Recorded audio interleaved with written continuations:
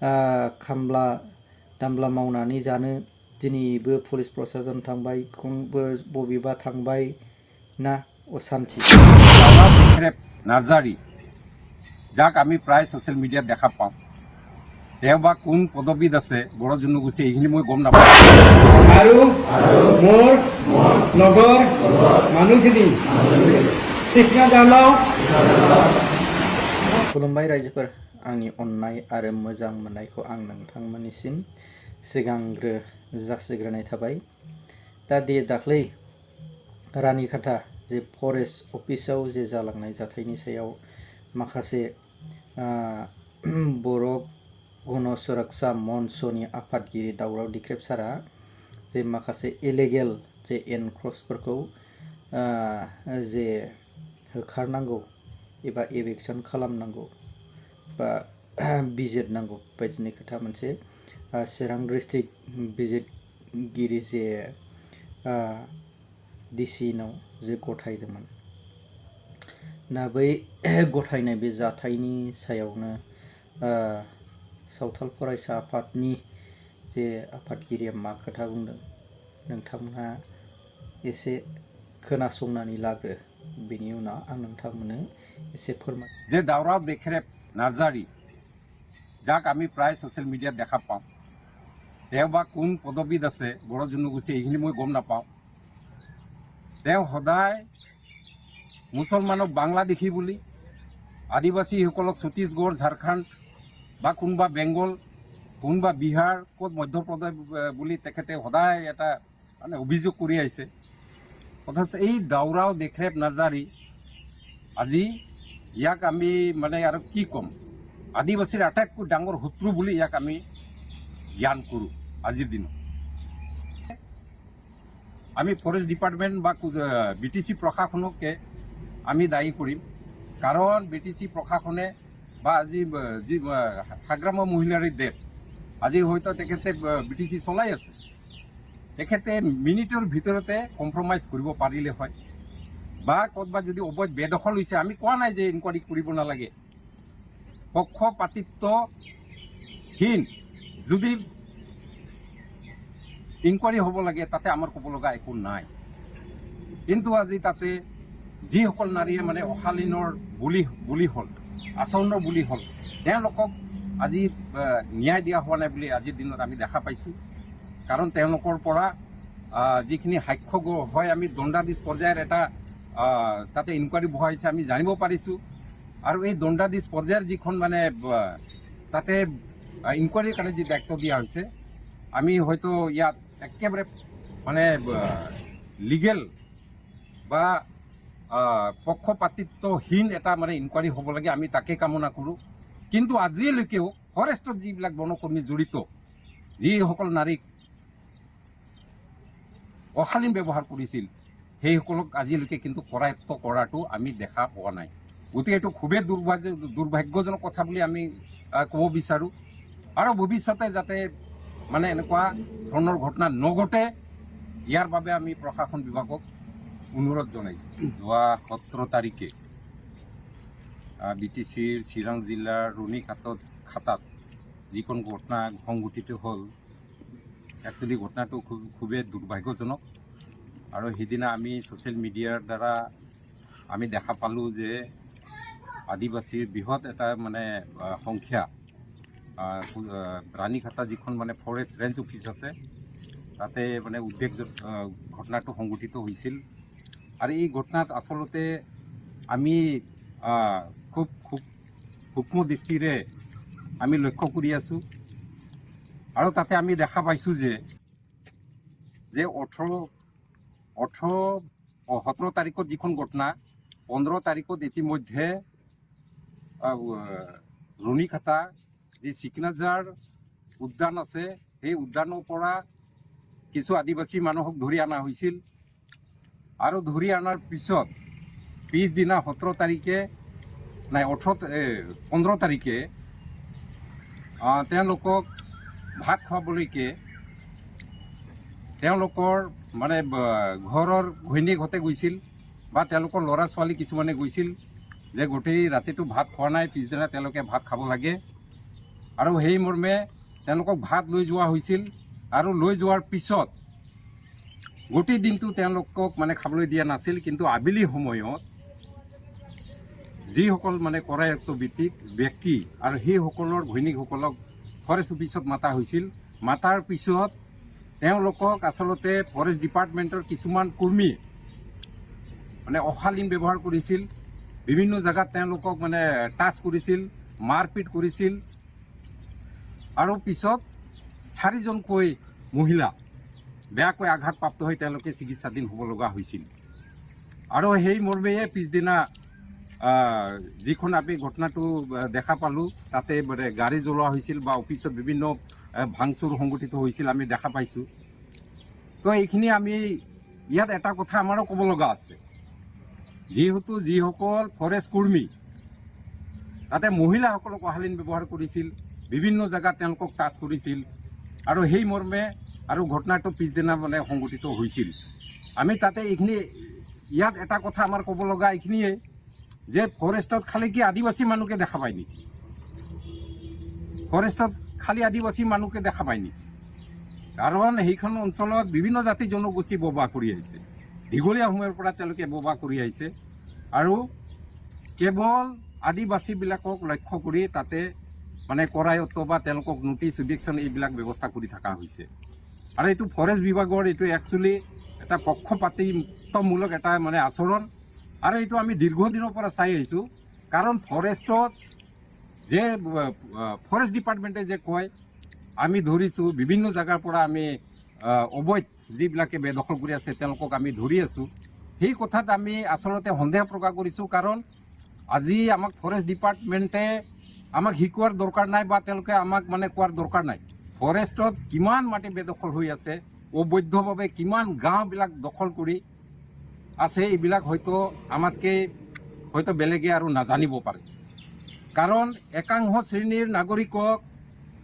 ৰাতিটোৰ ভিতৰতে পাট্টা দিয়াৰ ব্যৱস্থা কৰা হৈছে আৰু এই একাংশ জাতি জনগোষ্ঠীক তেওঁলোকে প্ৰায় 1960-70 চনৰ পৰা তেওঁলোকে বসবাস কৰি আছে, কিন্তু তেওঁলোকক আজিলৈকেও পাট্টা দিয়াৰ ব্যৱস্থা কৰা হোৱা নাই। এই যে আদিবাসী হিচাপে ফৰেষ্ট ৰাইট এক্ট 2006 যিখন ইমপ্লিমেণ্ট হ'ব লাগিছিল, আমি যোৱা দিনত আমি দেখা পালোঁ এই আইনখন 17টা বছৰে BTFে কাৰ্যকৰা কৰা নাছিল। আৰু এইবুলিও আমাৰ নতুনকৈ অহা 5 বছৰৰ কাৰণে অহা হাগ্ৰামাই এই নতুন ফৰেষ্ট এক্টখন ইমপ্লিমেণ্ট কৰে না নকৰে ইয়াত সন্দেহ প্ৰকাশ আছে। কাৰণ আমি দীঘলীয়া এটা সংগ্ৰামত আমি লিপ্ত আছিলোঁ এটা সময়ত ফৰেষ্ট ৰাইট এক্ট ইমপ্লিমেণ্ট হ'ব লাগে বুলি, কিন্তু আজিলৈকে BTC প্ৰশাসনে ফৰেষ্ট ৰাইট এক্ট আজিলৈকে ইমপ্লিমেণ্ট কৰা নাই, জনোৱা নাই। যিসকলক তাতে ইভেকশ্যন কৰিব বা ধৰি আনিব তেওঁলোককতো মানে কোনো আগতীয়াকৈ ইনফৰ্মেশ্যন দিয়া নাছিল। অথচ তাতে আৰু লেফ্ট এণ্ড ৰাইট বিভিন্ন তাতে জাতি জনগোষ্ঠীবিলাকে থাকে, তেওঁলোককতো কোনো ইনফৰ্মেশ্যন নিদিলে ফৰেষ্ট ডিপাৰ্টমেণ্টে, তেওঁলোককতো কৰায়ত্ব নকৰিলে। কেৱল চাওতালীসকলক বা আদিবাসীসকলক টাৰ্গেট কৰি সেইদিনা যে ধৰি আনিলে, সেইটো আমি খুব দুৰ্ভাগ্যজনক আৰু পক্ষপাতিত্বমূলক আচৰণ বুলি আমি ভাবোঁ। नोंथाङा खोनादों नङा होमबा रायजोफोर जे BTCआव गोबां गोबाव समनिफ्रायनो माखासे जोंनि BTCआव सानथालिफ्राबो सावथालफ्राबो संसार जाबोदों। दा बैफोर संसार जाबोनायफ्रा जोंनि BTCआव थानानै जे बर'फोरनाव माखासे आं बेखौ सोरखौबा दाय होनानै बा सोरबा जातिखौ डाउनाव खोलैनो साना। दे सावथालिफ्राबो सावथाल भाई बा बर'फोरजों खामला मावनानै जालायनाय ज' रायजो जानाय बैफोरबायदिया दङ आरो दासिमावबो बर'फोरनाव खामानि मावनानै दादा भाई बेबायदि खामानि मावलायनानै जालायो। बैसोरखौ आं बुंनो सानोदि दा बिसोर रायजो राजाफ्रा जे सोरनिबा थुन जोलायनायाव माखासे दावरावखौ खालामदों बे जाथावना नङामोन। दा जेरैबायदि जोंनि बर'नि गेजेरावबो गोदो बर'आ जे दावहा नांबोनानै बा बबेयावबा बाजार बा बबेजोंबा सोरजोंबा बिसोर माखासे जे दैदेनगिरिफ्रा सोरनिबा थुन जलायनायाव बा दिनैसिमाव माखासे मोनसे पर्जायाव सफैदों नङा होमबा नोंथांमोनहा बुजिनो नाजा नङा होमब्ला आं माजों बुंदों माखासेखौ आं थोंजोङै बुङाखै जे दिनैसिम बर'फ्रा बेबायदि थासारियाव सफैदों थिग बिसोरबो बेबायदिनो मोनसे खुद्रिसारनाय सिङाव दङ नङा होमब्ला रायजोफोर दा बेखौ सोरनिबा थुन जलायनायाव बिसोरबो बेबायदि दिनै बेबायदि गाज्रि अबस्थायाव बा माखासे फरेस्ट अफिसखौ सावलायनाय बा गारि बुख्रुबलायनाय बेबायदिया जादों आरोखि खिन्थु बाव थांनो नाङामोन जे फरेस्ट अफिसखौ माबा मोनसे जुदि जादोंब्ला पुलिस प्रसासना आयेनासो थिनगोन नङा होमबा आयेनजों जे थांनानै बा माबा मोनसे धरना हाबाफारि बेफोरबायदि लानांगौमोन आरोखि डाइरेक्टलि थांनानै एटेक खालामहैनाय सावहैनाय बेबायदिया जाथावना नङा आरोखि बाव सोरबा बर'खौ जा बा सोरबा XY खौ जा बा सोरबा सानथालिखौ जा जिखुनु हक जाया मानो बे फरेस्ट डिपार्टमेन्टआ सोरबा बर'खौ होआ बेबायदि नङा थ' बाव मोनसे सिखोना जोहोलाव नेसनेल पार्क हाबबाय नङा होमब्ला रायजोफोर बियो मोनसे नेसनेल पार्क हाबनायखौ जे नेसनेल पार्कआव हाबनायखौ बै पार्कआव हाबनायाव जे एनक्रस खालामहैनानै थानाया मोनसे इलिगेल जायाखै नङा होमबा जे भिडिअ'आवनो नोंथांमोनहा नुबाय नङा होमबा नैबे भिडिअ'खौ एसे नाय ঈশ্বৰৰ নামত শপত খাই কওঁ যে মই আৰু মোৰ লগৰ মানুহখিনি শিক্ষা দানৰ জাতীয় উদ্যানৰ ভিতৰত প্ৰৱেশ কৰি মাটি দখল কৰা কামটো ভুল হোৱা বুলি স্বীকাৰ কৰিছোঁ ভৱিষ্যতে এনেকুৱা কাম আৰু জনাই নকৰোঁ বুলি আজি প্ৰতিজ্ঞা কৰিলোঁ बे भिडिअ मा बुंदों नोंथांमोनहा नुवाखै होनबा जे रुनिखाता रेन्जनि जे रेन्जारा मा समायखेरा लाहोआमोन सावथालफोर जे बिसोरो माखासे जे हाग्राखौ एनक्रस खालामहैनायनि थानायफोरखौ दा बाव बुंदों सोरबा आइजोखौ जाय आइजोनि सायाव अयथासार अनागारि खालामदों बा मोनसे गाज्रि बियाब खालामदों बिनि मोदोमाव दांदों बा बिनि मोदोमाव माबा मोनसे खालामदों मोनसे प्रुफ दंबा होना बेसो नङा होमब्ला प्रुफजोंसो जागोन नङा होमब्ला बाथ्राखौथ' नोंजों आंजों सोरबा बर' भाइजों बा सोरबा सावथालिजों बा सोरबा जिखुनु हक जाथिजों जाया बेबायदि खोथाखौ बुंलायबाय थाबा मोनसे पर्जायाव समस्या सल्भ जानानै फैयाना दावरावआसो बारासिन जायो दा आं बेखौ बुंनो सानो जे रायजोफोर नोंथांमोनहा मा सानो दा 2020नि उनाव बा BTR एकर्डखौ जे खालामदोंमोन BTR एकर्डनिफ्राय लानानै सोरखौबा बैनि उनाव फैनायखौ जे चिरां डिस्ट्रिक्ट बेंगिरिनो जेब्ला गथायबाय बैनि उनाव हाबनायखौ होखारो ना बेसेबांबा सननिफ्राय 1995 बा 1990 बा 2000नि बिसाव उननियाव हाबनाय बा 2020नि जे फेब्रुवारि 27 फेब्रुवारियाव BTR एकर्ड जादों मा BTR एकर्डनि उनाव हाबनायखौ जे इलिगेल भाबै हाबनायखौ सोरखौबा दोनो ना खारहरो थिग बेबायदि खालामनानै लायाबा जोंनि BTC बड'लेण्डआव सानसे समाव नङा होमब्ला जे बबेनिफ्रायबा फैबाय बा सोरबाया थाफैबाय आंनोबो जायगा नांगौ होनबाय जे बिमा बिफानाव जे थाफैबाय दा बिमा बिफानाव थानाय बायदि हिसाबै जाथि खुरमा बाय बाहागिफोरखौ सोरखौबा लाबोबाय सोरबा गोजान जायगानिफ्राय लाबोनानै बयबो जायगा आवग्रिबाय जायगा आवग्रिनानै जेब्ला थानो जानो मोनो बे थानो जानो मोनबा साहस मोननानै माखासे जे बेनि जे हाफोरखौ सेग्लाबनानै लानो नागिरनाय बा सोरबा गावनिनो बिगथैफोरनि हाखौ गावनि जुदि गैयाबा बेनिखौ जुदि मोननो लुगैनाय बेबायदिया थाया नङा होमबा रायजोफोर?